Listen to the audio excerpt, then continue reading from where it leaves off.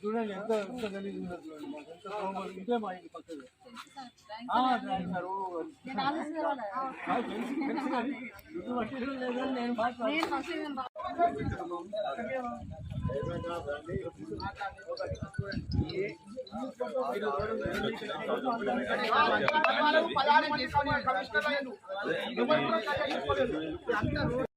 Collector దగ్గర కూడా పోయి 3 రోజుల కలెక్టర్ దగ్గర పోతా అది తీయకుంటే ఇక్కడ టెంట్ వేసి కూర్చుంటా సార్. ఇది మా బస్ మొత్తం ఇట్లా స్టాప్ ఉండే సార్.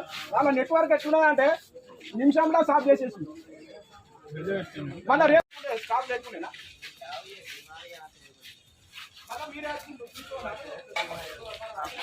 మాకు కాదా సార్? కాదన్న చెప్పండి ఒక్క మాట. వాళ్ళకే ఒక్క న్యాయం, మాకేమో ఒక్క న్యాయమా? వల్ల మేము ఎంతో నష్టపోతున్నాం. టైర్లు పంచర్ అయినాయి.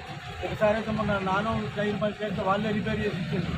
తర్వాత బైక్ అయింది. ఒక్కనే కాదు చాలామంది అయింది. దీనివల్ల ఎంత పొల్యూషన్ బయట చేస్తున్నారో మీరు ఆలోచించాలి.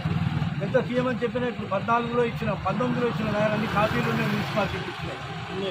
అన్ని ఎవిడెన్స్లు ఉన్నాయి. ఎంతోమంది సంతకాలు పెట్టి ఇచ్చినాం. వాళ్ళకు ఏమన్నా అంటే ఏమంటారు, ప్రతి నెల 50,000 పంచుతానని అన్నాడు ఒకసారి. అతను 50,000 ప్రతి నెల పంచుతానంటే మరి ఎవరికి ఇస్తానో, మరి ఎవరు తీసుకుంటారో మాకు అసలు ఇవన్నీ ఆలోచించి మీరు మీడియా వాళ్ళు కొంచెం దీని గురించి పట్టించుకొని, ఇది లేకుండా మాకు దీనికి ఈ ప్రాబ్లంకి మమ్మల్ని విముక్తి కలిగించాలని మేము కోరుతున్నాం. ఇబ్బందులు పడుతూనే ఉన్నాం. అసలు ఇప్పుడు చాలా విషజీరాలు చిన్న పిల్లలు తిరుగుతూ ఉంటారు. ప్రతి ఒక్క బస్తీ వాసికి ఇబ్బంది. ఓన్లీ మా బస్తీకనే కాదు, ఇలాంటి ఇంకో మీ ఇళ్ల ముందడ కానీ ఎవరి ఇళ్ల ముందట ఉంటే ఊరుకోరు కదా. మేము చేసేది ఒకటే చిన్న రిక్వెస్ట్, వాళ్ళ బిజినెస్ కొట్టగొట్టాలని కాదు, వాళ్ళ బిజినెస్ చేసుకొని, కాకపోతే ఏది కూడా స్క్రాప్ అనేది బయట లేకుండా. ఇంతకుముందు ఖుర్షీద్ భాయ్ అని ఉండే వాళ్ళ పెద్ద నాన్న, ఆయన చాలా మంచిగా చేసిండు బిజినెస్ ఉన్నన్ని రోజులు. ఆయన చనిపోయిండు. ఆ తర్వాత మొత్తం రోడ్డు మీద అటు ఇటు ఓన్లీ ఒక బండి పోతుంది. ఆ బండి కూడా ఎప్పుడైనా పోవాలంటే ఇబ్బంది. ఎక్కడ సీసా మొక్కలు గుచ్చుకుంటే, ఎక్కడ అన్ని గుచ్చుకుంటే అనేది తెలియదు. ఇటో లారీ ఉంటుంది, అటొక లారీ ఉంటుంది. ఎట్లా పోతారు? తోళ్ళ వాసన వస్తుంది. తోళ్ళు గుంటలేమని అంటారు. తోళ్ళ వాసన వస్తుంది ఉండి. అన్ని విష జ్వరాలు రావా? ఎవరు పెట్టుకోవాలి? ఉన్నోడు ఉంటాడు, లేనివాడు ఉంటాడు. ప్రతి ఒక్కరు ఆలోచించాలి కదా. బిజినెస్ చేయొద్దు అని చేసుకొని అండి వాళ్ళ ఇంట్లో చేసుకోవాలి. ఊరి మీద వస్తే మామూలు ఒక మెడికల్ షాప్ కానీ ఏదైనా చిన్న షాప్ ఉంటుంది, ఒక కవర్ దొరికితే 5,000 రూపాయలు ఫైన్ వేస్తారన్న.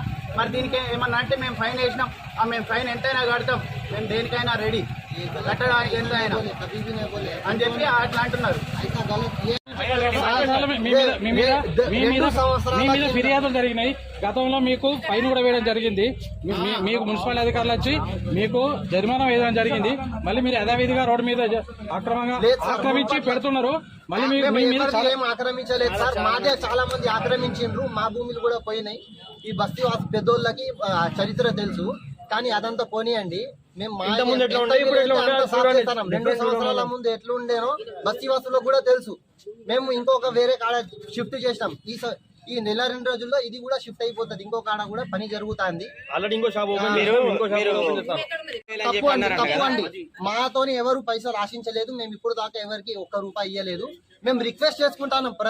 ఎవరైనా సార్ వచ్చి సార్ మేము ఎవరు దొంగతనం చేయలేదు, మా దగ్గర గవర్నమెంట్ జాబ్స్ లేవు, మేము రిక్వెస్ట్ చేస్తాం సార్, తీసేస్తాం. మాకు ఎంత వీలంత వరకు మేమే చెత్త సాఫ్ చేసుకుంటాం, మాల్స్ పక్కకి పెట్టుకుంటాం, ఎవరికి ఇబ్బంది కాకుండా.